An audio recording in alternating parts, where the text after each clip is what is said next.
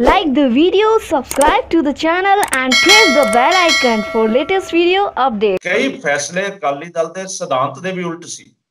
ਉਹ ਰਿਲੇਸ਼ਨਸ਼ਿਪ ਨੂੰ ਦੇਖਦੇ ਹੋਏ ਉਹ ਜਰਦੇ ਰਹੇ, ਬੋਲੇ ਨਹੀਂ।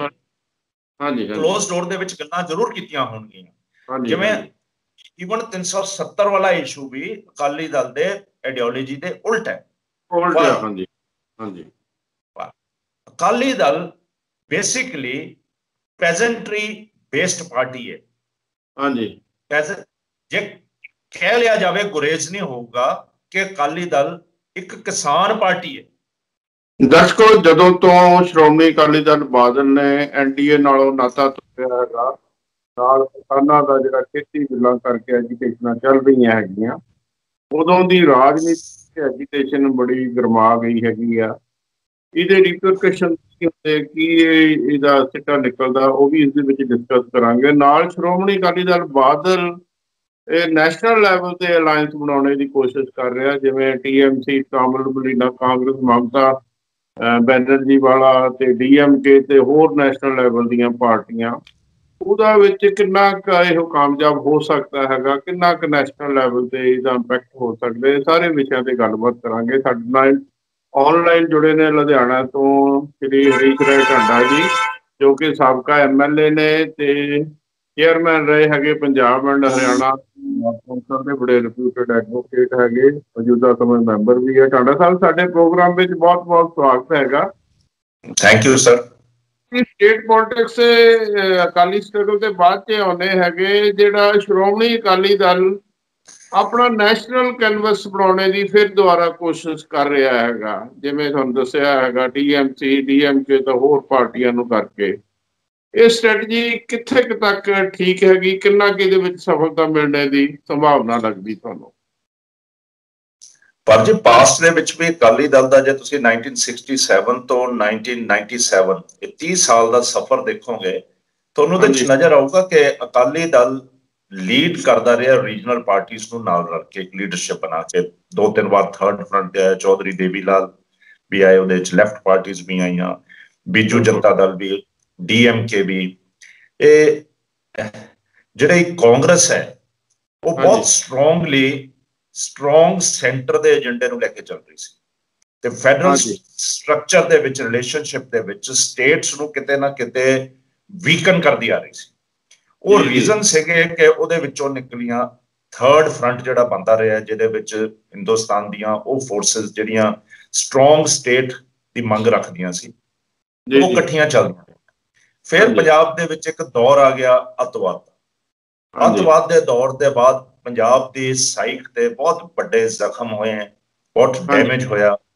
ਉਹਦੇ ਚੋਂ ਫਿਰ ਮਰਜ ਹੋਇਆ ਅਲਾਇੰਸ BJP ਅਕਾਲੀ ਦਲ ਦਾ, ਜਿਹਦੇ ਵਿੱਚ ਮੁੜ ਕੇ ਜਿਹੜੀ ਪੰਜਾਬ ਦੀ ਪੋਲਿਟਿਕਸ ਸੀਗੀ ਪਾਰਟਿਕੂਲਰ, ਐਂਡ ਜਿੰਨੇ ਪੰਜਾਬੀ ਤੇ ਸਿੱਖ ਸੀਗੇ ਜਿਨ੍ਹਾਂ ਨੂੰ ਆਈਸੋਲੇਸ਼ਨ ਮਹਿਸੂਸ ਹੋ ਰਹੀ ਸੀ, ਉਹਨਾਂ ਨੂੰ ਅਟਲ ਬਿਹਾਰੀ ਵਾਜਪਾਈ ਦੀ ਲੀਡਰਸ਼ਿਪ ਦੇ ਵਿੱਚ ਮਹਿਸੂਸ ਹੋਇਆ ਕਿ ਸ਼ਾਇਦ ਉਹ ਮੇਨ ਸਟ੍ਰੀਮ ਚਾਣ ਲਈ ਉਹਨਾਂ ਨੂੰ ਆਪਣੇ ਰਾਈਟਸ ਸਟੈਬਲਿਸ਼ ਕਰਨ ਲਈ ਮੌਕਾ ਮਿਲੂਗਾ, ਤੇ ਉਹਦੇ ਵਿੱਚੋਂ ਮਰਜ ਹੋਇਆ ਸੀ ਅਲਾਇੰਸ।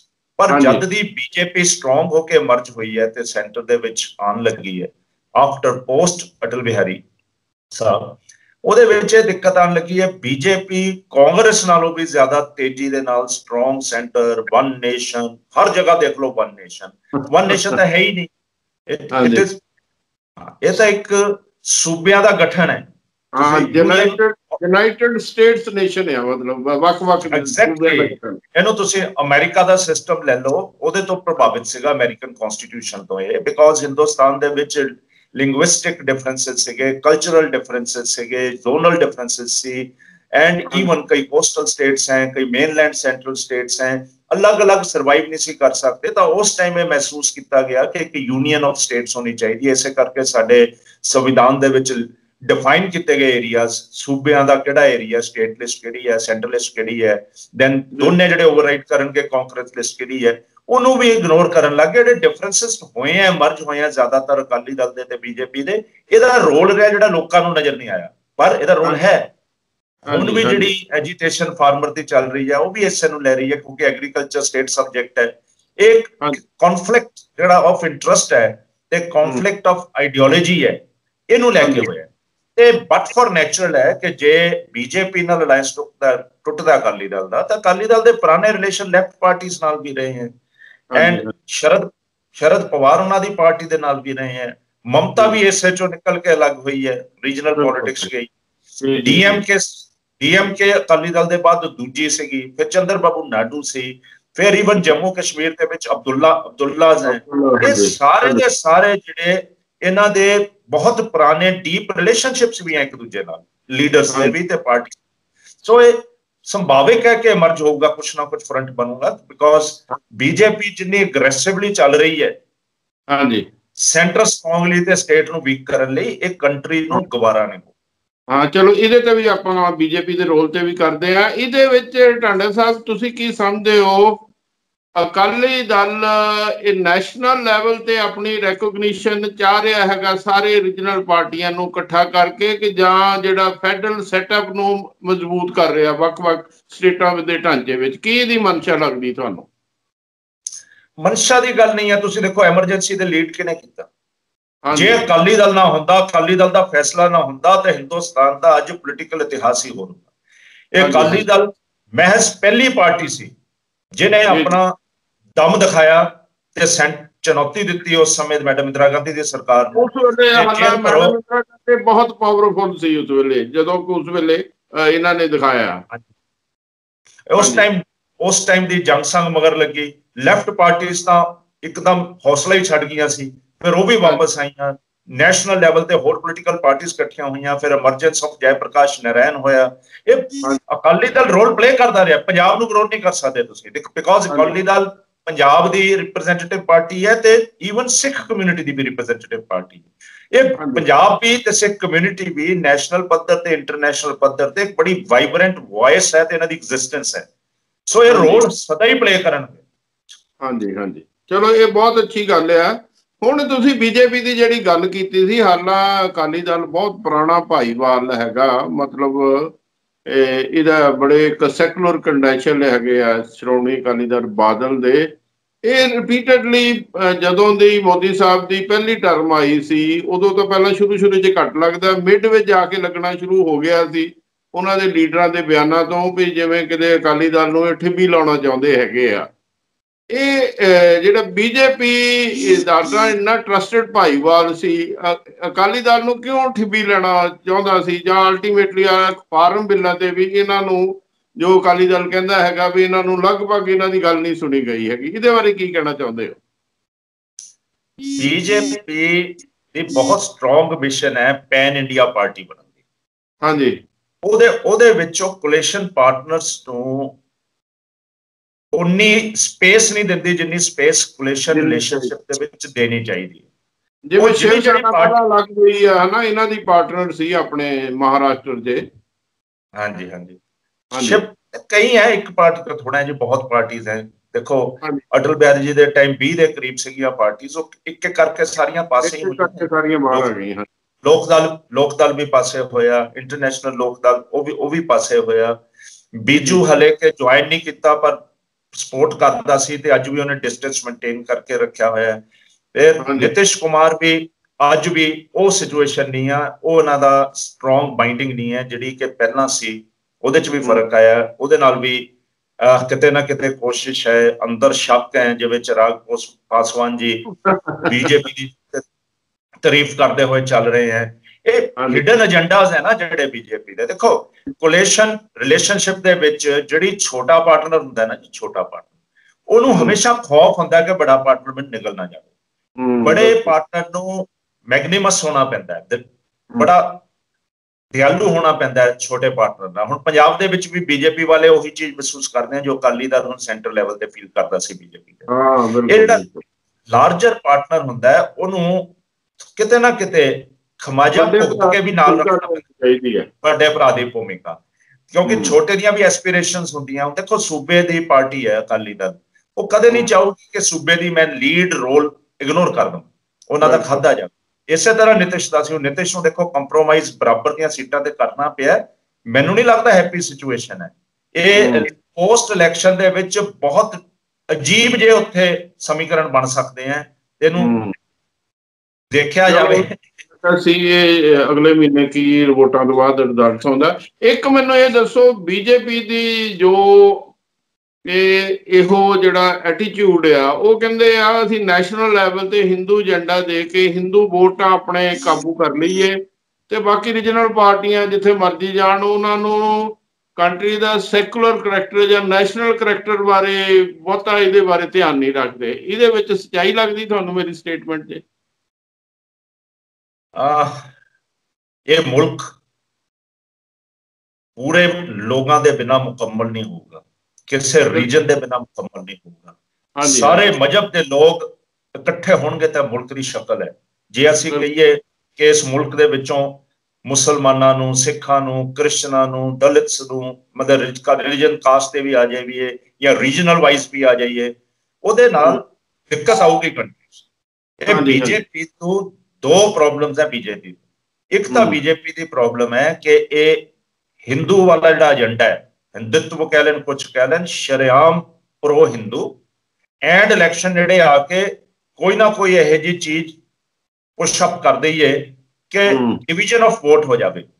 ਉਹ ਡਿਵੀਜ਼ਨ ਆਫ ਵੋਟ ਦੇ ਨਾਲ ਹੀ ਇਲੈਕਸ਼ਨਾਂ ਕਾਫੀ ਇਹਨਾਂ ਨੇ ਜਿੱਤੀਆਂ, ਪਰ ਇਲੈਕਸ਼ਨਾਂ ਤਾਂ ਜਿੱਤ ਲੈਣਗੇ ਪਰ ਲੋਕਾਂ ਦੇ ਮਨ ਖੁੰਦੇ ਜਾਣਗੇ। ਜੇ ਮਨ ਖੁੰਦੇ ਜਾਣਗੇ, ਇਹ ਮੁਲਕ ਖਾਨਾਬੰਦੀ ਵੱਲ ਤੁਰਦਾ ਨਜ਼ਰ ਆਉਂਦਾ ਹੈ। ਜੇ ਤੁਸੀਂ ਆਈਸੋਲੇਟ ਕਰੋਗੇ ਲੋਕਾਂ ਨੂੰ, ਉਹਨਾਂ ਨੂੰ ਇੰਨਾ ਧੱਕ ਦਿਓਗੇ ਪਿੱਛੇ ਕਿ ਉਹ ਰਿਬੈਲ ਕਰਨ ਤੇ ਆ ਜਾਣ, ਤਾਂ ਦਿੱਕਤ ਆਊਗੀ। ਇਸੇ ਤਰ੍ਹਾਂ ਇੱਕ ਹੋਰ ਪ੍ਰੋਬਲਮ ਹੈ ਬੀਜੇਪੀ 'ਚ, ਜਿਹੜੀ ਹਿੰਦੀ ਹਾਰਟਲੈਂਡ ਤੇ ਹਿੰਦੀ ਲੈਂਗੁਏਜ ਨੂੰ ਪੁਸ਼ ਕਰਦੇ। ਇਹ ਰਿਅਲਾਈਜ਼ ਨਹੀਂ ਕਰਦੇ ਕਿ ਹਿੰਦੀ ਨੈਸ਼ਨਲ ਲੈਂਗੁਏਜ ਨਹੀਂ ਹੈ। ਠੀਕ ਹੈ, ਜ਼ਿਆਦਾ ਸਟੇਟਾਂ 'ਚ ਬੋਲੀ ਜਾਂਦੀ ਹੈ ਤੇ ਤੁਸੀਂ ਟਾਈਮ ਦੇ ਨਾਲ ਉਹਨਾਂ ਨੇ ਇਹਨੂੰ ਅਡਾਪਟ ਕਰ ਲਿਆ ਹਿੰਦੀ ਲੈਂਗੁਏਜ ਨੂੰ।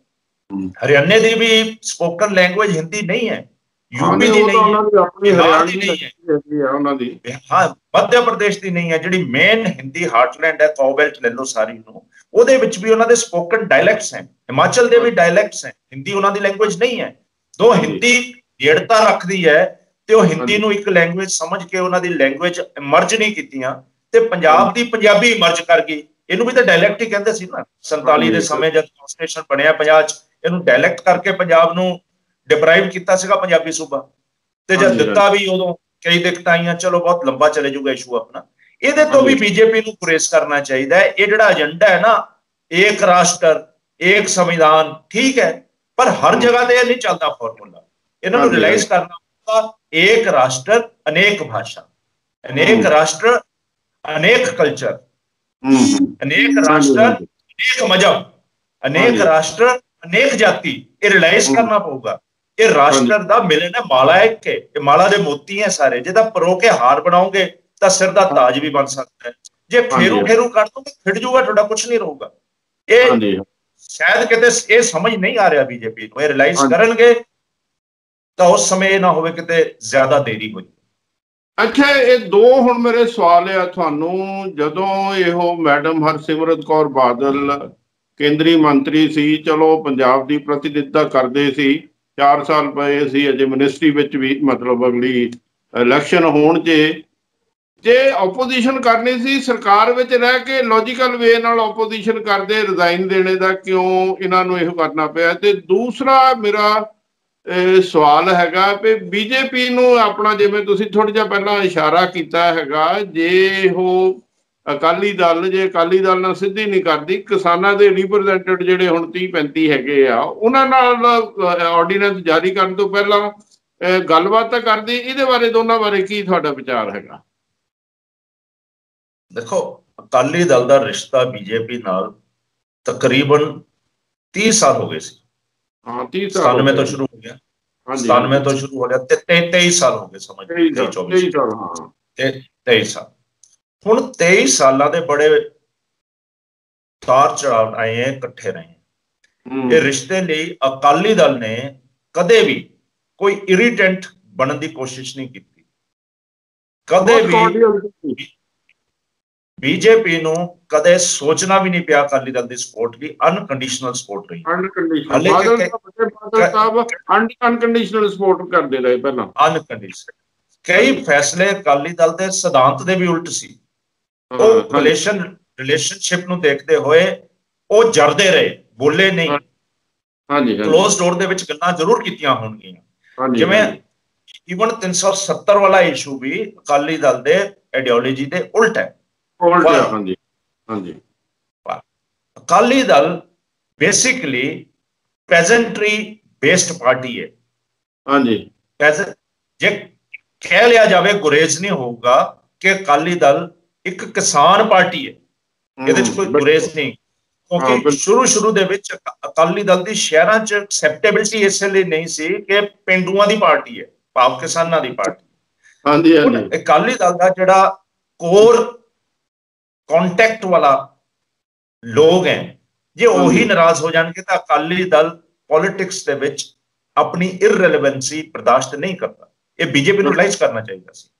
ਐਂਡ ਵਿਦਿਨ ਦੀ ਪਾਰਟੀ ਰਹਿ ਕੇ ਬੋਲਣ ਦਾ, ਰੌਲਾ ਪਾਉਣ ਦਾ ਕੋਸ਼ਿਸ਼ ਵੀ ਕੀਤੀ, ਸਪੋਰਟ ਵੀ ਕੀਤੀ, ਇਹਨਾਂ ਦੀ ਸਪੋਰਟ ਵੀ ਕੀਤੀ। ਨਾਲ ਦੀ ਨਾਲ ਇਹ ਕਿਹਾ ਕਿ ਕਲੈਰਿਟੀ ਕਰ ਦਿਓ ਲੋਕਾਂ ਨੂੰ, ਲੋਕਾਂ ਦੇ ਜਿਹੜੇ ਖਦਸ਼ੇ ਆ ਦੂਰ ਕਰ ਦਿਓ, ਲੋਕਾਂ ਨੂੰ ਸਮਝਾਉਣ ਦੀ ਵੀ ਕੋਸ਼ਿਸ਼ ਕੀਤੀ ਕਿ ਜਿੱਦਾਂ ਤੁਸੀਂ ਇਹਨੂੰ ਮਾੜਾ ਸਮਝਦੇ ਹੋ ਕਾਨੂੰਨ, ਉਨਾ ਮਾੜਾ ਨਹੀਂ ਹੈ। ਅਸੀਂ ਕੋਸ਼ਿਸ਼ ਕਰਦੇ ਹਾਂ। ਇੱਕ ਲੈਟਰ ਵੀ ਲਿਆ ਕੇ ਦਿੱਤੀ, ਮਿਨਿਸਟਰ ਐਗਰੀਕਲਚਰ ਮਿਨਿਸਟਰ ਦੇ ਨਾਲ ਮੀਟਿੰਗ ਦੀ ਵੀ ਇੱਕ ਲੈ ਕੇ ਆਏ ਪ੍ਰਪੋਜ਼ਲ, ਪਰ ਉਸ ਟਾਈਮ ਕਿਸਾਨ ਯੂਨੀਅਨਸ ਨੇ ਨਕਾਰ ਦਿੱਤੀ। ਹੁਣ ਕਿਸਾਨ ਯੂਨੀਅਨ ਦੀ ਪ੍ਰੋਬਲਮ ਇਹ ਹੈ, ਕਿਸਾਨ ਯੂਨੀਅਨ ਆਰਗੇਨਾਈਜ਼ ਨਹੀਂ ਹੈ, 31 ਫੈਕਸ਼ਨਸ ਹੈ।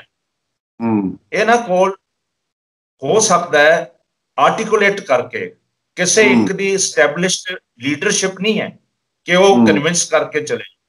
ਮੈਨੂੰ ਦੁੱਖ ਹੁੰਦਾ ਹੈ ਕਿ ਕਿਸਾਨ ਲੀਡਰਸ਼ਿਪ ਨੇ ਟਿਲ ਡੇਟ ਚਾਰਟ ਆਊਟ ਕਰਕੇ ਨਹੀਂ ਕੀਤਾ ਕਿ ਉਹਨਾਂ ਨੂੰ ਓਪੋਜੀਸ਼ਨ ਕੀ ਹੈ ਇਸ ਐਕਟ ਤੋਂ, ਤੇ ਉਹਨਾਂ ਦੀਆਂ ਕੀ ਐਕਸਪੈਕਟੇਸ਼ਨਸ ਹੈ। ਹਾਲੇ ਤੱਕ ਚਾਰਟ ਆਊਟ ਨਹੀਂ ਹੋਇਆ। ਮੈਂ ਕਿਤੇ ਸਪਸ਼ਟਤਾ ਦੇ ਨਾਲ, ਪਾਰਦਰਸ਼ਤਾ ਦੇ ਨਾਲ, ਕਲੈਰਿਟੀ ਦੇ ਨਾਲ ਇਹ ਚੀਜ਼ ਕਿਸਾਨ ਲੀਡਰਸ ਵੱਲੋਂ ਮੂਹਰੇ ਆਂਦੀ ਦੇਖੀ ਨਹੀਂ ਹੈ। ਹੁਣ ਬੀਜੇਪੀ ਦਾ ਕੀ ਪ੍ਰੋਬਲਮ ਹੈ? ਬੀਜੇਪੀ ਇਸ ਐਕਟ ਨੂੰ ਡਿਟਰਮਿੰਡ ਹੈ ਕਿ ਫਾਰਮਰਸ ਦੀ ਫੇਵਰ ਚ ਉਹ ਓਪਨ ਮਾਈਂਡ ਨਾਲ ਨਹੀਂ ਬੈਠੇ ਕਿ ਉਹ ਆਪਣੀ ਅਮੈਂਡਮੈਂਟ ਜਾਂ ਸੋਧ ਕਰਨ ਦੀ ਕੋਸ਼ਿਸ਼ ਕਰਨਗੇ। ਨਾ ਉਹਨਾਂ ਦੀ ਬਾਡੀ ਲੈਂਗੁਏਜ ਨੇ, ਲੀਡਰਸ ਦੀ ਨੇ ਇੰਪ੍ਰੈਸ਼ਨ ਦਿੱਤਾ ਹੈ। ਉਹਨਾਂ ਦਾ ਬੜਾ ਸਟਰੋਂਗ ਵਿਊ ਹੈ ਕਿ ਫਾਰਮਰ ਹਿੱਤ ਦਾ ਕਾਨੂੰਨ ਹੈ, ਤੇ ਫਾਰਮਰਸ ਦਾ ਬੜਾ ਸਟਰੋਂਗ ਵਿਊ ਹੈ ਕਿ ਫਾਰਮਰ ਦਾ ਹਿੱਤ ਇਹਦੇ ਚ ਨਹੀਂ। ਉਹ ਸਮਝਦੇ ਆ ਕਿ ਕਿਸਾਨ ਮਾਰੂ ਕਾਨੂੰਨ ਹੈ। ਹੁਣ ਇਹ ਕਿਸ ਤਰ੍ਹਾਂ ਡਾਇਲੋਗ ਇਹਨਾਂ ਦੇ ਵਿੱਚ ਹੋਊਗਾ? ਐਂਡ ਡਾਇਲੋਗ ਦੇ ਵਿੱਚ ਵੀ ਸਟੇਟਸਮੈਨਸ਼ਿਪ ਕਿਸਾਨ ਲੀਡਰਸ਼ਿਪ ਦੇ ਵਿੱਚ ਕੌਣ ਨਿਭਾਊਗਾ? ਜਿਹੜਾ ਅਨਡਿਸਪਿਊਟਡ ਲੀਡਰ ਹੈ ਜਿਹਨੂੰ ਲੋਕ ਐਗਰੀ ਕਰ ਲੈਣਗੇ। ਤੇ ਕਿਸਾਨ ਮੂਵਮੈਂਟ ਦੇ ਵਿੱਚ ਵੀ ਤੁਸੀਂ ਦੇਖਿਓ ਕਿਤੇ ਨਾ ਕਿਤੇ ਪੋਲੀਟੀਕਲ ਐਂਬੀਸ਼ਨ ਵੀ ਜਿਹੜਾ ਉਹ ਚਾਹੁੰਦੇ ਨਹੀਂ ਕਿ ਇਸ ਮੂਵਮੈਂਟ 'ਚ ਕੋਈ ਪੋਲੀਟੀਕਲ ਪਾਰਟੀ ਉਹਨਾਂ ਦੇ ਨਾਲ ਆਵੇ। ਐਂਡ ਪੋਲੀਟੀਕਲ ਪਾਰਟੀਜ਼ ਦੇ ਅਗੇਂਸਟ, ਮੇਨ ਪਾਰਟੀਜ਼ ਦੇ ਅਗੇਂਸਟ ਬੋਲ ਕੇ ਉਹ ਬੜਾ ਕਲੀਅਰ ਕਰ ਚੁੱਕੇ ਹੈ ਕਿ ਉਹ ਕਿਸੇ ਪੋਲੀਟੀਕਲ ਪਾਰਟੀ ਦੀ ਮਦਦ ਨਹੀਂ ਚਾਹੁੰਦੇ। ਰਾਦਰ ਇਹ ਜ਼ਰੂਰ ਕਹਿੰਦੇ ਹੈ ਕਿ ਜਿਹਨੇ ਮਦਦ ਕਰਨੀ ਹੈ ਸਾਡੇ ਨਾਲ ਸਿੱਧਾ ਆਵੇ, ਪਰ ਮਦਦ ਕਰਨ ਲਈ ਉਹ ਸਮਝਦੇ ਆ ਕਿ ਇੱਕ ਇੰਡੀਵਿਜੂਅਲ ਦੇ ਰੂਪ ਚ ਆਵੇ। ਟੂ ਐਕਸਪੈਕਟ ਕਿ ਪੋਲੀਟੀਕਲ ਪਾਰਟੀ ਆਪਣੀ ਆਇਡੈਂਟੀਟੀ ਖੋ ਕੇ ਤੁਹਾਡੇ ਦੇ ਨਾਲ ਰਲ ਜੂਗੀ, ਇਹ ਵੀ ਪੋਸੀਬਲ ਨਹੀਂ ਹੈ। ਇਹ ਰਿਅਲਾਈਜ਼ ਨਹੀਂ ਕਰ ਰਹੇ ਉਹਨਾਂ ਚੋਂ। ਜੇ ਪੋਲੀਟੀਕਲ ਪਾਰਟੀਜ਼ ਦਾ ਸਹਾਰਾ ਲੈ ਕੇ ਅੱਗੇ, ਹਾਂਜੀ ਕਰ ਲਓ ਗੱਲ ਪੂਰੀ, ਹਾਂਜੀ, ਜੇ ਸਹਾਰਾ ਲੈ ਕੇ ਅੱਗੇ ਚੱਲਣ ਤਾਂ ਸ਼ਾਇਦ ਦਿਸ਼ਾ ਹੋਰ ਮਿਲ ਜਾਂਦੀ ਐਜੀਟੇਸ਼ਨ ਨੂੰ। ਪੋਲੀਟੀਕਲ ਐਸਟਿਊਟਮੈਨਸ਼ਿਪ ਜਿਹੜੀ ਹੁੰਦੀ ਹੈ ਨਾ, ਉਹ ਵੀ ਹੈਲਪ ਕਰਦੀ ਹੈ। ਉਹ ਵੀ ਇੱਕ ਬਹੁਤ ਤਕੜਾ ਵੈਪਨ ਹੁੰਦਾ ਹੈ, ਪਰ ਇਹ ਨਜ਼ਰ ਨਹੀਂ ਆ ਰਿਹਾ। ਤਾਂ ਮੈਨੂੰ ਤਾਂ ਡਰ ਲੱਗ ਰਿਹਾ ਕਿ ਐਜੀਟੇਸ਼ਨ ਕਿਸ ਪਾਸੇ ਜਾ ਰਹੀ ਹੈ। ਇਹ ਐਜੀਟੇਸ਼ਨ ਉਸੇ ਗੱਲ ਹੋਣੀ ਵੀ ਪੈਣੀ ਹੈ। ਇੱਕ ਤਾਂ ਇਹ ਜਿਹੜਾ ਕੋਲੀਸ਼ਨ ਬੜੀ ਲੰਬੀ ਚੌੜੀ ਆ, 30-31 ਪਾਰਟੀਆਂ, ਔਰ ਫਿਰ ਇੱਕ ਕੋਈ ਸਟਰੋਂਗ ਲੀਡਰ ਨਹੀਂ ਇਹਨਾਂ ਵਿੱਚੋਂ। ਫਿਰ ਦੂਸਰਾ ਸਰਕਾਰ ਬੜੀ ਐਡਮੈਂਟ ਆ। ਇੱਕ ਇਹ ਵੀ ਖਦਸ਼ਾ ਥੋੜਾ ਜਿਹਾ ਜਤਾਇਆ ਜਾ ਸਕਦਾ ਇਦਾਂ ਦੀ ਸਿਚੁਏਸ਼ਨ 'ਚ ਕੁਛ ਜਿਹੜੇ ਸਾਡੇ ਗੁਆਂਢੀ ਦੇਸ਼ ਆ, ਕੁਛ ਹੋਰ ਹੈਗੇ, ਉਹਦਾ ਕੋਈ ਅਨਡਿਊ ਬੈਨੀਫਿਟ ਲੈਣੇ ਦੀ ਕੋਸ਼ਿਸ਼ ਕਰਨਗੇ। ਕੁਛ ਇਦਾਂ ਦਾ ਤੁਹਾਨੂੰ ਪੋਸੀਬਿਲਿਟੀ ਤੇ ਨਹੀਂ ਲੱਗਦੀ ਹੈਗੀ? ਇਹਦੇ ਚ ਕਿਉਂ ਨਹੀਂ ਪੋਸੀਬਿਲਿਟੀ? ਪੋਸੀਬਿਲਿਟੀ ਹੈ। ਇਹਦੇ ਵਿੱਚ ਇੱਕ ਹੋਰ ਪੋਸੀਬਿਲਿਟੀ ਹੈ ਫਰਜ਼ ਜੀ, ਜਿਹੜੀ ਹਲੇ ਨਜ਼ਰ ਨਹੀਂ ਆਉਂਦੀ। ਹਲੇ ਤਾਂ ਲੋਕ ਸੜਕਾਂ ਤੇ ਬੈਠੇ ਆ ਕਹਿ ਕੇ ਕਿਸਾਨ ਯੂਨੀਅਨ ਹੈ। ਇਹਨਾਂ ਦੇ ਵਿੱਚ ਸਭ ਤੋਂ ਭਾਰੂ ਹੈ ਜਿਹੜੀ ਆਈਡੀਓਲੋਜੀਕਲ ਫੋਰਸ, ਉਹ ਐਕਸਟ੍ਰੀਮ ਲੈਫਟ ਹੈ। Extreme left 7 union left union ਦੀਆਂ, ਉਹਨਾਂ ਵਿੱਚ 2-3 ਹੈ ਜਿਹੜੀਆਂ ਐਕਸਟ੍ਰੀਮ ਲੈਫਟ ਹੈ। ਕਿਤੇ ਨਾ ਕਿਤੇ ਇਹ ਵੀ ਦਿਸ਼ਾ ਹੁੰਦੀ ਹੈ ਕਿ ਇਸ ਐਜੀਟੇਸ਼ਨ ਚੋਂ ਸ਼ਾਇਦ ਰੈਵੋਲੂਸ਼ਨ ਆਣੀ ਹੈ। ਜਿਹੜੀ ਦੇਖੋ ਆਈਡੀਓਲੋਜੀ ਦੇਖੋ ਨਾ ਤੁਸੀਂ, ਤਾਂ ਹੀ ਮੈਂ ਕਹਿ ਰਿਹਾ ਵਨ ਆਈਡੀਓਲੋਜੀ, ਵਨ ਲੀਡਰਸ਼ਿਪ ਨਹੀਂ ਹੈ। ਇਹਨਾਂ ਨੂੰ ਸੰਤੁਲਨ ਕਰਨਾ, ਮੇਲ ਕਰਨਾ, ਇਕੱਠੇ ਹੋਣਾ, ਇਸ ਐਜੀਟੇਸ਼ਨ ਦੇ ਫਰੂਟਸ ਨੂੰ ਅਚੀਵ ਕਰਨਾ, ਉਹਦੇ ਲਈ ਬਹੁਤ ਤਕੜੀ ਸਟੇਟਸਮੈਨਸ਼ਿਪ ਚਾਹੀਦੀ ਹੈ, ਡਿਫਾਈਨਡ ਲੀਡਰਸ਼ਿਪ ਚਾਹੀਦੀ ਹੈ ਜਿਹੜੀ ਇਹਨਾਂ ਨੂੰ ਲੀਡ ਕਰਕੇ ਉਸ ਪਾਸੇ ਲੈ ਜਾਵੇ। ਜੇ ਕੱਲ ਨੂੰ ਥੋੜੇ ਬਹੁਤ ਇਰੀਟੇਟਸ ਰਹਿੰਦੇ ਆ, ਉਹ ਇਗਨੋਰ ਵੀ ਕਰਨੇ ਪੈਂਦੇ ਹੁੰਦੇ ਆ ਜਦ ਤੁਸੀਂ ਕਿਸੇ ਮੀਟਿੰਗ 'ਚ ਜਾਂਦੇ ਹੋ, ਪਰ ਕਿਆ ਇਹਨਾਂ 'ਚ ਕੋਈ ਕਰ ਪਾਊਗਾ? ਮੈਨੂੰ ਤਾਂ ਲੱਗਦਾ ਜੇ ਕੋਈ ਐਗਰੀ ਕਰਨ ਦੀ ਕੋਸ਼ਿਸ਼ ਕਰੂਗਾ, ਦੂਜੇ ਉਹਦੇ ਉਲਟ ਹੋ ਜਾਣਗੇ। ਇਹ ਪਿੱਛੇ ਇੱਕ ਨੇ ਰਿਟ ਫਾਈਲ ਕਰਤੀ, ਇਹਨਾਂ ਨੇ ਕਹਿਤਾ ਤੂੰ ਸਟੇਜ ਤੋਂ ਨਹੀਂ ਆਉਣਾ, ਸਰਕਾਰ ਨਾਲ ਰਲ ਗਏ। ਹਾਂ ਬਿਲਕੁਲ ਬਿਲਕੁਲ। ਹਾਂ, ਇੰਨੀਆਂ ਹਾਰਡ ਸਟਾਂਸਿਸ ਦੇ ਨਾਲ ਕਦੇ ਵੀ ਕਦੇ ਐਜੀਟੇਸ਼ਨ ਕਨਕਲੂਡ ਨਹੀਂ ਹੁੰਦੀ ਸਹੀ ਢੰਗ ਨਾਲ, ਦਿੱਕਤ ਆ ਜਾਂਦੀ। ਉਹਦੇ ਲਈ ਵੀ ਗਵਰਨਮੈਂਟ ਆਫ ਇੰਡੀਆ ਨੂੰ ਵੀ ਦੇਖੋ ਥੋੜਾ ਜਿਹਾ ਕਿ ਜੇ ਥੋੜਾ ਬਹੁਤਾ ਜ਼ਿਆਦਾ ਵੀ ਮੋਲਡ ਹੋਣਾ ਪਵੇ, ਕਿਉਂਕਿ ਅਲਟੀਮੇਟਲੀ ਸਰਕਾਰਾਂ ਨੇ ਕੰਮ ਤਾਂ ਲੋਕਾਂ ਲਈ ਕਰਨੇ ਹੈਗੇ ਆ, ਐਕਟ ਵੀ ਉਹਨਾਂ ਲੋਕਾਂ ਲਈ ਹੈ। ਜਿੱਥੇ ਉਹਨਾਂ ਨੂੰ ਲੱਗਦਾ ਵੀ ਅਜੇ ਐਡਮੈਂਟ ਇੰਨੇ ਹੈਗੇ ਆ, ਜਿਵੇਂ ਬੰਦੇ ਗਏ ਸੀ ਉਹ ਪੁਰਾਣੀਆਂ ਗੱਲਾਂ, ਰੈਪੂਟੇਸ਼ਨ ਦੀ ਤੇ ਕੋਈ ਬਹੁਤੀ ਲੋੜ ਨਹੀਂ, ਗਏ ਸੀ ਨਹੀਂ ਗੱਲ ਹੋਈ, ਜੇ ਹੈ ਇਹਦਾ ਕਿੱਥੇ ਤੁਹਾਨੂੰ ਹੱਲ ਨਿਕਲੇਗਾ ਵੀ, ਕਿ ਜਾਂ ਇਹੋ ਕਿਤੇ ਵਾਇਲੈਂਟ ਰੂਪ ਨਾਲ ਧਾਰਨ ਕਰ ਜਾਵੇ? ਇਹਦੇ ਬਾਰੇ ਕੀ ਲੱਗਦਾ ਤੁਹਾਨੂੰ? ਦੇਖੋ, ਜਿਹੜੀ ਇਹ ਗਵਰਨਮੈਂਟ ਹੈ ਨਾ ਮੌਜੂਦਾ, ਇਹ ਗਵਰਨਮੈਂਟ ਡਿਸੀਜਨਸ ਨੂੰ ਕਦੇ ਡਾਇਲੂਟ ਨਹੀਂ ਕਰਦੀ, ਚੇਂਜ ਨਹੀਂ। ਹਾਂ, ਇਹ ਤਾਂ ਮੇਰਾ ਖਿਆਲ ਨਹੀਂ ਕਰੇਗੀ। ਹਾਂ, ਇਸ ਗਵਰਨਮੈਂਟ ਦਾ ਜਿਹੜਾ ਐਟੀਟਿਊਡ ਹੈ, ਉਹ ਐਟੀਟਿਊਡ ਸਟਿਫ ਨੈਕ ਹੈ, ਉਹ ਚੇਂਜ ਨਹੀਂ ਕਰਨਗੇ। ਇਹ ਕਿਸਾਨ ਆਪਣੇ ਲੈਵਲ ਤੇ ਸਟਿਫ ਰਹਿਣਗੀਆਂ। ਫਿਰ ਜਿਹੜੇ ਕਿਸਾਨ ਹੈ, ਕਿਸਾਨ ਪਿਛਲੇ 20 ਸਾਲ ਦੇ ਫਾਈਨੈਂਸ਼ੀਅਲ ਕ੍ਰਾਈਸਿਸ ਚ ਹੈ। ਅੱਜ ਉਹਨਾਂ ਦੇ ਹਾਲਾਤ ਚੰਗੇ ਨਹੀਂ ਹੈ, ਬਹੁਤ ਮਾੜੇ ਹਾਲਾਤ ਹੈ ਕਿਸਾਨ, ਬਹੁਤ ਮਾੜੇ। ਪਰ ਉਹ ਸੋਚਦਾ ਹੈ ਕਿ ਇਹ ਸਿਸਟਮ ਚ ਜਿਹਦੇ ਚ ਰੁਲ ਖੁਲ ਕੇ ਵੀ ਅਸੀਂ ਪਲ ਰਹੇ ਹਾਂ, ਇਹ ਵੀ ਡਾਊਨ ਤਾਂ ਨਹੀਂ ਚਲੇ ਜੂ। ਉਹਨਾਂ ਦੇ ਦਿਮਾਗ 'ਚ ਬਹੁਤ ਸਟਰੋਂਗ ਖਦਸ਼ਾ ਹੈ, ਉਹ ਇਸ ਤੋਂ ਮਾੜੇ ਹਾਲਾਤ ਫੇਸ ਕਰਨਾ ਨਹੀਂ ਚਾਹੁੰਦੇ। ਐਵੇਂ ਨਹੀਂ ਇਕੱਠੇ ਹੋਏ ਕਿਸਾਨ ਦਾ ਇਕੱਠੇ ਹੋਣ ਦੇ ਵਿੱਚ ਇਹਦੇ ਵਿੱਚ ਰੀਜ਼ਨ ਹੈ। ਗਰਦਨ ਦਾ ਹੀ ਪਾਣੀ ਆਇਆ ਕਿਸਾਨਾਂ ਦੇ, ਮਰਨ ਕਿਨਾਰੇ ਆ। ਇਹਦੇ ਚ ਇੱਕ ਦੌਰ ਹੋਰ ਹੈ। ਇੱਕ ਕੱਲ ਕੈਪਟਨ ਸਾਹਿਬ ਨੇ ਸੈਸ਼ਨ ਬੁਲਾਇਆ, ਹੁਣ ਉਸ ਸੈਸ਼ਨ ਦੇ ਵਿੱਚ ਇੱਕ ਪ੍ਰਾਈਵੇਟ ਬਿੱਲ ਵੀ ਪੇਸ਼ ਕੀਤਾ ਅਕਾਲੀ ਦਲ ਨੇ।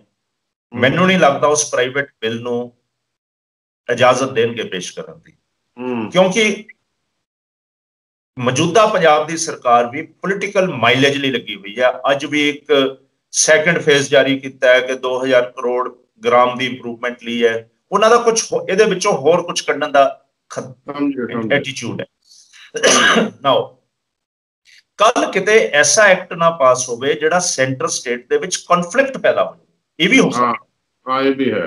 ਜਿਹੜਾ ਫੈਡਰਲ ਰਿਲੇਸ਼ਨਸ਼ਿਪ ਚ ਵੀ ਦਿੱਕਤ ਆ ਸਕਦੀ ਹੈ। ਕੱਲਾ ਇਹੀ ਨਹੀਂ, ਇਹ ਵੀ ਆ ਸਕਦਾ ਹੈ ਕਿ ਹੋ ਸਕਦਾ ਹੈ ਕਿ ਜੇ ਉਹ ਇਹੋ ਜਿਹਾ ਬਿੱਲ ਪਾਸ ਕਰ ਦੇਣ, ਇੱਕ ਵਾਰ ਤਾਂ ਫਾਰਮ ਐਜੀਟੇਸ਼ਨ ਦਬ ਜਾਵੇ ਕਿ ਚਲੋ ਸਾਡਾ ਮਸਲਾ ਹੱਲ ਕਰ, ਪਰ ਆਉਣ ਵਾਲੇ ਸਮੇਂ ਦੇ ਵਿੱਚ ਕਿਤੇ ਇਹਦੇ ਚ ਕੜਤਨ ਕੋਈ ਹੋਰ ਰੁਖ ਨਾ ਲੈ ਜਾਵੇ, ਕਿਤੇ ਪ੍ਰੈਜ਼ੀਡੈਂਟ ਰੂਪ ਵੱਲ ਨੂੰ ਨਾ ਤੁਰ ਪਵੇ ਕੰਮ।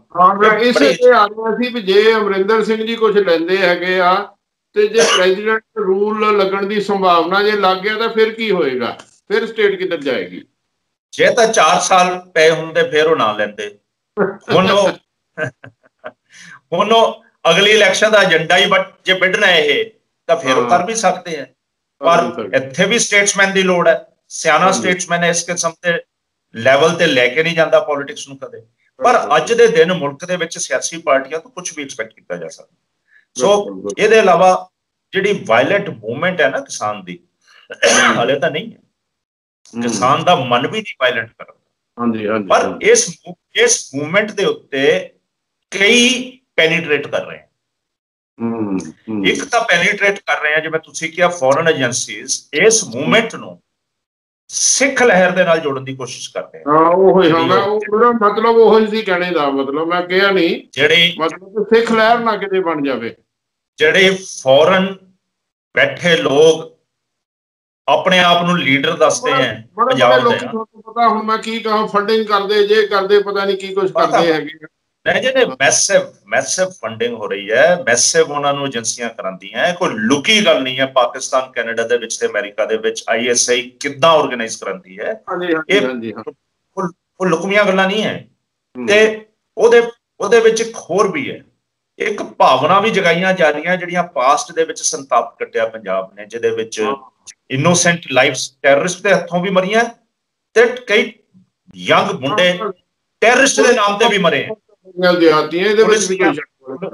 ਪੁਲਿਸ ਦੀਆਂ ਐਕਸੈਸਿਸ ਹੋਈਆਂ, ਪੁਲਿਸ ਨੇ ਐਕਸਟਰਾ ਜੁਡੀਸ਼ੀਅਲ ਕਿਲਿੰਗਸ ਹੋਈਆਂ। ਦੇਖੋ ਉਹ ਯਾਦਾਂ ਵੀ ਤਾਜ਼ੀਆਂ ਕਰਾਈਆਂ ਜਾ ਰਹੀਆਂ। ਕਈ ਗਾਇਕਾਂ ਦੇ ਗੀਤਾਂ ਦੇ ਵਿੱਚ ਐਂਡ ਦੇ ਵਿੱਚ ਉਹਨੂੰ ਸਮ ਅਪ ਕਰਨ ਲੱਗੇ। ਐਂਡ ਮੌਜੂਦਾ ਕੈਪਟਨ ਗਵਰਨਮੈਂਟ ਇਸ ਟਾਈਮ ਇੰਨੀ ਕਮਜ਼ੋਰ ਤੇ ਮਜਬੂਰ ਹੈ ਕਿ ਉਹ ਹੱਥ ਨਹੀਂ ਲਾ ਸਕੂਗੀ। ਉਹ ਇੱਕ ਟ੍ਰੈਪ 'ਚ ਫਸਿਆ ਆਪਣੇ ਆਪ। ਕੈਪਟਨ ਸਾਹਿਬ ਨੇ ਸ਼ੁਰੂ ਤੋਂ ਲੈ ਲਓ ਜਦ ਦਾ ਰਾਜ ਆਇਆ, ਜਿਹੜੀ ਇਹਨਾਂ ਦੇ ਨੈਰੇਟਿਵਸ ਹੈ, ਜਿਹੜੀਆਂ ਫੋਰਸਿਸ ਨੂੰ ਇਹਨਾਂ ਨੇ ਸ਼ਹਿ ਦੇ ਕੇ ਐਜੀਟੇਸ਼ਨਾਂ ਕਰਾਈਆਂ, ਉਹ ਹੁਣ ਆਪਣੇ ਟ੍ਰੈਪ 'ਚ ਫਸ ਰਹੇ ਹਨ। ਹੁਣ ਇਹ ਪੰਜਾਬ ਲਈ ਡੇਂਜਰਸ ਨਾ ਸਿੱਧ ਹੋ ਸਕਦਾ ਹੈ। ਇਹਦੇ ਲਈ ਬਹੁਤ ਕੌਸ਼ੀਅਸ ਚੱਲਣ ਦੀ ਲੋੜ ਹੈ। ਪੰਜਾਬ ਬਾਰਡਰ ਸਟੇਟ ਹੈ। ਅਸੀਂ ਨਹੀਂ ਚਾਹਦੇ ਸਾਡਾ ਖੂਨ ਖਰਾਬਾ ਹੋਵੇ। ਅਸੀਂ ਨਹੀਂ ਚਾਹਦੇ ਪੰਜਾਬ ਦੇ ਵਿੱਚ ਜਾਣਕਾਰੀ ਦਿੱਤੀ। ਸਰਕਾਰਾਂ ਨੂੰ ਇਹਦੇ ਬਾਰੇ ਬੜਾ ਸਾਵਧਾਨੀ ਨਾਲ ਸੋਚਣਾ ਚਾਹੀਦਾ ਹੈਗਾ। ਉਹਨਾਂ ਨੂੰ ਨੈਰੋ ਪੋਲੀਟੀਕਲ ਐਂਗਲਸ ਨੂੰ ਮਿਨਿਸਟਰ ਦੇ ਨਾਲ ਕਰਕੇ ਜਿੰਨਾ ਅਰਲੀ ਤੋਂ ਅਰਲੀ ਜਲਦੀ ਤੋਂ ਜਲਦੀ ਇਹਦਾ ਕੋਈ ਹੱਲ ਨਿਕਲ ਕਰੇ। ਬਹੁਤ ਦੀਆਂ ਸਰਕਾਰਾਂ ਪੰਜਾਬ ਦੇ ਹਿੱਤ 'ਚ ਵੀ ਆ। ਏਦਾਂ ਦਾ ਕੋਈ ਮੈਸੇਜ ਜਾਂਦੇ ਏਦਾਂ ਆਪਣੇ 1 ਮਿੰਟ 'ਚ ਜ਼ਰੂਰ ਦੇ ਦਿਓ, ਸ਼ਾਂਤੀ ਰਹੇ। ਸੈਂਟਰ ਨੂੰ ਰਿਅਲਾਈਜ਼ ਕਰਨਾ ਚਾਹੀਦਾ ਹੈ ਕਿ ਇਸ ਬਿੱਲਾਂ ਦੇ ਉੱਤੇ ਇੰਨੀ ਜ਼ਿਆਦਾ ਇਨਵੈਸਟਮੈਂਟ ਸੈਂਟਰ ਨੂੰ ਨਹੀਂ ਕਰਨੀ ਚਾਹੀਦੀ। ਆਪਣਾ ਸਟਾਂਸ ਵੀਕਨ ਕਰ ਲੈਣਾ ਚਾਹੀਦਾ ਹੈ। ਜੇ ਤੁਸੀਂ ਸਟੇਜਿਸ 'ਚ ਲਾਗੂ ਕਰ ਲਓ, ਫਾਰਮਰ ਦੀ ਗੱਲ ਸੁਣ ਲਓ, ਫਾਰਮਰ ਨੂੰ ਦੇਖ ਲੈਣ। ਠੀਕ ਹੈ, ਹਾਂ ਬਿਲਕੁਲ। ਇੱਕ ਸੈਂਟਰ ਨੂੰ ਚਾਹੀਦਾ ਤੇ ਸੂਬੇ ਦੀ ਸਰਕਾਰ ਨੂੰ ਚਾਹੀਦਾ ਹੈ ਕਿ ਇਸ ਐਕਟ ਦੇ ਵਿੱਚ ਟ੍ਰੀਪਾਰਟਾਈਟ ਇਨਵੋਲਵਮੈਂਟ ਕਰਨ, ਜਿਹਦੇ 'ਚ ਸੈਂਟਰ ਸਰਕਾਰ ਵੀ ਇਨਵੋਲਵ ਹੋਵੇ, ਸੂਬੇ ਦੀ ਸਰਕਾਰ ਵੀ ਇਨਵੋਲਵ ਹੋਵੇ। ਜੇ ਕਿਸੇ ਦਾ ਮਾਲ ਪ੍ਰਾਈਵੇਟ ਕੰਪਨੀ ਖਰੀਦਦੀ, ਉਹਦੇ ਪੈਸੇ ਨਹੀਂ ਆਉਂਦੇ, ਉਹ ਇੰਸ਼ੋਰਡ ਪੇਮੈਂਟ ਏਜੰਸੀ ਕ੍ਰੀਏਟ ਕੀਤੀ ਜਾਵੇ ਸਰਕਾਰ ਦੇ ਵੀ। ਜਿਵੇਂ ਅਸੀਂ ਐਕਸਪੋਰਟ ਦੀ ਇੰਸ਼ੋਰਡ ਏਜੰਸੀ ਹੈ, ਜੇ ਬਾਹਰ ਪੈਸੇ ਮੰਗਣ ਸਰਕਾਰ ਉਹ ਇਦਾਂ ਹੀ ਇੱਕ ਪੰਜਾਬ ਵਿੱਚ ਏਜੰਸੀ ਹੋ ਜਾਵੇ ਜਿਹੜਾ ਕਹੇ ਵੀ ਅਸੀਂ ਵੀ ਸਟੈਂਡ ਗਰੰਟੀ ਗਵਰਨਮੈਂਟ ਦੀ ਫੰਡਿੰਗ ਹੋਵੇ। ਹਾਂ, ਉਹਨੂੰ 60-40 ਤੇ ਫੰਡਿੰਗ ਕਰ ਲੈਣ। 60 ਸੈਂਟਰ ਦੇ ਵਿੱਚ 40 ਸਟੇਟ ਕਰੇ, ਉਹਨਾਂ ਦੀ ਇਨਵੋਲਵਮੈਂਟ ਹੋਵੇ। ਹਰ ਐਗਰੀਮੈਂਟ ਜਿਹੜਾ ਹੁੰਦਾ ਹੈ ਉਹ ਵੀ ਟ੍ਰਿਪਾਰਟਾਈਟ ਐਗਰੀਮੈਂਟ ਹੋਵੇ। ਸੂਬਾ ਵੀ ਵਿੱਚ ਉਹਦੇ ਇਨਵੋਲਵ ਹੋਵੇ, ਸੈਂਟਰ ਵੀ ਇਨਵੋਲਵ ਹੋਵੇ। ਪੰਜਾਬ ਦੇ ਬਾਰੇ ਇੰਨਾ ਸੋਚ ਲੈਣਾ ਚਾਹੀਦਾ ਹੈ ਦੋਨੇ ਸਰਕਾਰਾਂ ਨੂੰ ਕਿ ਆਪਣੀ ਛੋਟੀ ਸਿਆਸਤ ਛੱਡ ਦਿਓ, ਲਾਰਜਰ ਮੈਟ ਤੇ ਦੇਖੋ ਇਹਨੂੰ।